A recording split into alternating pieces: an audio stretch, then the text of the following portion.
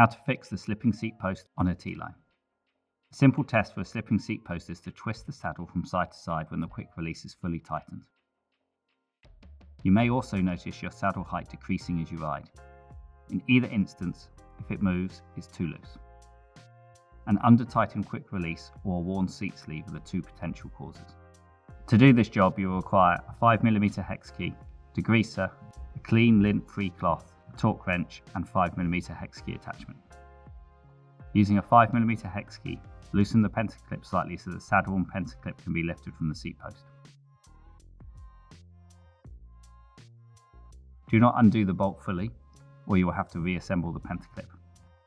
Undo the quick release clamp and guide the seat post out underneath the bike. Clean the seat post, including the top, with degreaser and a clean lint-free cloth. Refit the seat post, do up the quick release, and reassemble the pentaclip and saddle to your desired position. Tighten the pentaclip to 10 Nm, 15 Nm is an absolute maximum. Please note, on the T-line bike, the seat post can develop a mottled look over time. This is normal. Tighten the seat clamp band until the sides of the clamp are parallel. If the seat post still slips during riding, then tighten the seat clamp 45 degrees or 1/8 of a turn. Ensure the seat post clamp function is still smooth. You can repeat the tightening 1/8 of a turn at a time until the point you can't close the clamp by hand.